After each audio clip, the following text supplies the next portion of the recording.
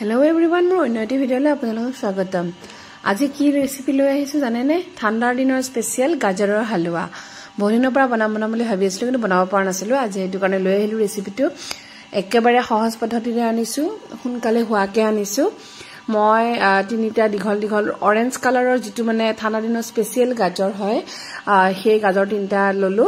লৈ মই বাকলিটো গুছাই ধুই পেলাই ডাঙৰ টুকুৰা কৰি লৈছো, কাৰণ মই কুকাৰত বনাম হেতু কাৰণে ডাঙৰ টুকুৰা কৰি লৈছো। আপোনালোকে গ্ৰেট কৰিও লব পাৰে, এনেকে বেছি সহজ হয় হেতু কাৰণে এনেকে বনাইছো। টুকুৰা কৰি লৈ পেলাই পানীত ধুইছো, ধুই কুকাৰটো গৰম কৰি তাত 2 চামুচ ঘি দিছো। ঘিখিনি গৰম হোৱাৰ পাছত মই তাত গাজৰখিনি দি পেলাই অকমান ভাজিব নালাগে, অকমান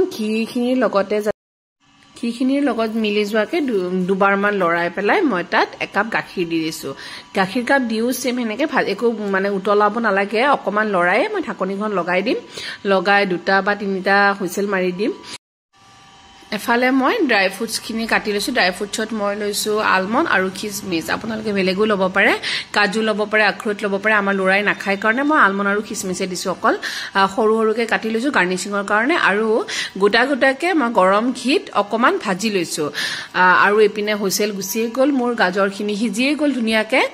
চাওকচোন কালাৰটো কি ধুনিয়া হৈছে।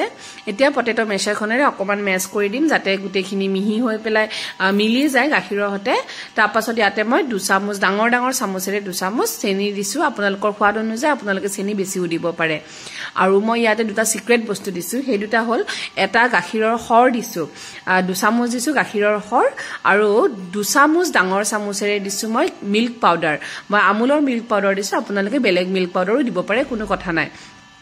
দি সম্পূৰ্ণ একেলগত লৰাই ধুনিয়াকে তাক মানে থুপথুপিয়া হোৱালৈকে, যাতে মানে গাখীৰখিনি যাতে চিনটো নাথাকে, গাখীৰ আৰু গাজৰখিনি মিলি যোৱাকে মই লৰাই থাকিলো।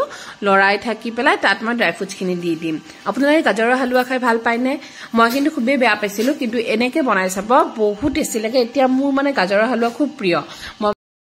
এনেকে বনাই চাব গাজৰৰ হালৱা বেয়া পোৱা মানুহেও ভাল পাব। আৰু মোক কমেন্টত জনাবলৈ নাপাহৰিব কোনে কেনেকুৱা পালে।